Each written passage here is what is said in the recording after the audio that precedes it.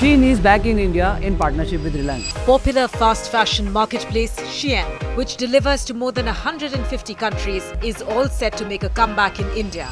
Shein एक Chinese app थी जिसे 2020 में बैन कर दिया था on account of data issues. In 2020, Shein, a global fast fashion giant, was abruptly banned in India amidst rising geopolitical tensions. चीन के साथ साथ और भी चाइनीज ऐप थी। Information and Technology Ministry, we are told, has banned 54 Chinese apps. और उस time मैं टिकटॉक इंडिया में काम करता था एज टेक सेट। जब एक चाइनीज ऐप को बैन कर दिया डेटा सिक्योरिटी इश्यूज के बेसिस पे, आज उसी ऐप को गवर्नमेंट ने क्यों अलाउ किया, इस वीडियो में हम इसको समझेंगे, रीजन को समझेंगे और क्या ऐसा मेथोडोलॉजी रिलायंस ने या क्या ऐसी पार्टनरशिप डेवलप करी शीन के साथ ताकि शीन को इंडिया में वापस आने के लिए परमिशन मिली। तो समझते हैं। शीन की जो सिंगापुर की होल्डिंग कंपनी है road gate business PTE limited, उसने एक टेक्नोलॉजी एंड लाइसेंसिंग एग्रीमेंट करी एक रिलायंस की सब्सिडरी के साथ। इसका नाम है रिलायंस रिटेल वेंचर्स लिमिटेड, जो रिलायंस इंडस्ट्रीज की 100% सब्सिडरी कंपनी है। रिलायंस रिटेल वेंचर्स लिमिटेड ने एक और step down subsidiary 100% new subsidiary को इंकॉर्पोरेट किया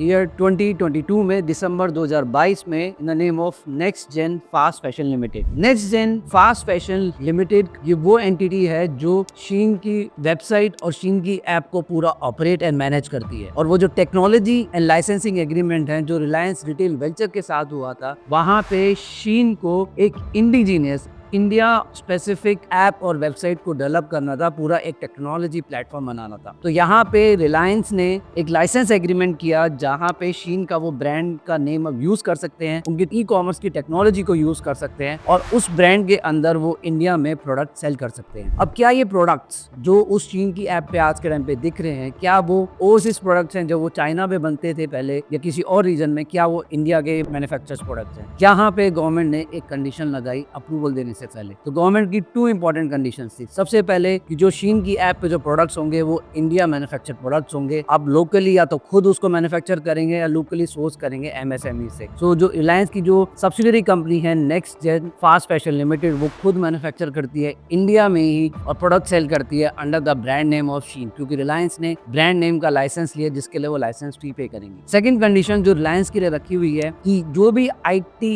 इंफ्रास्ट्रक्चर है related to website, related to app, सारा इंडिया में ही रहेगा। यूजर का जो डेटा है वो सब इंडिया में ही रहेंगे। शीन सिंगापुर के पास कोई भी एक्सेस नहीं रहेगा। थर्ड एक और कंडीशन जो बहुत क्रिटिकल थी, गवर्नमेंट ने जो अप्रूवल दिया उसमें कि कोई भी मिनिस्ट्री कभी भी उनका रिव्यू कर सकती है एंड साथ साथ साइबर सिक्योरिटी मिनिस्ट्री भी कभी भी किसी टाइम रिव्यू कर सकती है उनके पूरे आईटी इंफ्रास्ट्रक्चर को। तो with this conditions December 2024 that means last year में गवर्नमेंट ने अप्रूवल दिया। उसके प्रॉपर रीजनिंग भी दी लोकसभा में। मिस्टर पीयूष गोयल ने पर एक्सप्लेन किया कि रिलायंस की जो पार्टनरशिप है वो शीन के साथ हो रही है और किस तरीके से हो रही है। तो शीन के प्रोडक्ट्स, शीन का ब्रांड नेम वो यूज कर सकते हैं, बट जो शीन की ऐप है वो सिर्फ इंडिया स्पेसिफिक होनी चाहिए, कोई भी डेटा बाहर नहीं जाना चाहिए। तो डेटा सिक्योरिटी इश्यूज गवर्नमेंट ने अभी भी मैनेज किया, डेटा बाहर नहीं जाएगा। कोई भी एंटिटी जो which is related to Chinese वो डेटा बाहर नहीं जाएगा। रिलायंस पुलिस को ऑपरेट करेगा एंड साथ साथ शीन सिंगापुर का कोई भी शेयर होल्डिंग स्ट्रक्चर नहीं है with the Indian entity of Reliance. So